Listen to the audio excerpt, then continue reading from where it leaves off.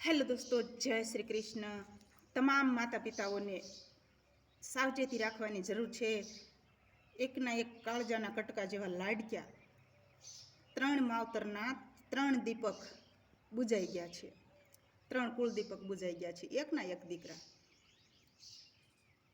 ત્રણેય મિત્રો ઘરેથી એક્ટિવા લઈ અને નીકળે છે અને સ્કોર્પિયો ભાડે લઈ અને રીલ બનાવી હશે કે ફરવા જવું હશે, કાંઈ પણ કારણોસર એમણે સ્કોર્પિયો ભાડે લીધી છે. અને સ્કોર્પિયો ગાડી ચલાવતા ચલાવતા ગાડી ફતેવાડીમાં અમદાવાદમાં કેનાલમાં ઉતરી જાય છે. યશ નામનો દીકરો છે, એક યક્ષ છે અને ત્રીજો ભાઈલો છે, એનું નામ છે ક્રિશ. અને ક્રિશની તો હજી મૃતદેહ પણ મળ્યો નથી. યશ અને યક્ષ આ 2 ભૈલાનો મૃતદેહ મળી ગયો છે. હવે તમે વિચાર કરો, એ મા બાપને તો હવે ઉપર આભને નીચે ધરતી એવું થઈ ગયું, એમ થતું હશે ને કે જમીન માગ દે તો હમાઈ જાય. કાળજાના કટકા કેટલું બધું જતન કરી અને આવડા મોટા કર્યા હોય, અને ઘરેથી મા બાપને ખબર નથી કે આ છોકરાઓ બહાર જઈને આવી રીતે ગાડી ભાડે લેવાના છે, ફરવા જવાના છે. એવું ઘરે થોડીક જાણકારી હોવી પણ જરૂરી છે ને.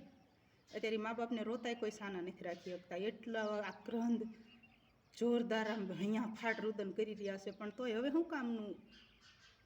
જે આ દુનિયા છોડીને જતા રહ્યા છે એની વાહે આટલું બધું રોવાનું થાય છે, કારણ કે એકના એક હતા કાળજાના કટકા.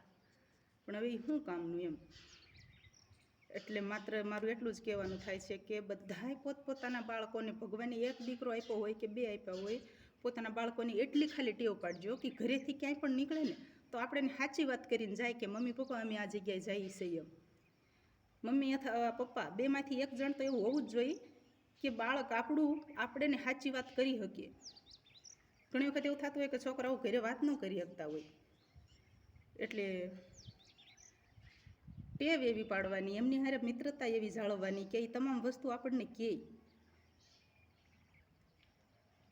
ગજબ થઈ ગયો, જુલમ થઈ ગયો ઘણા એ પરિવાર ઉપર. 3 પરિવારના 3 કુળદીપક બુજાઈ ગયા એમ કહેવાય.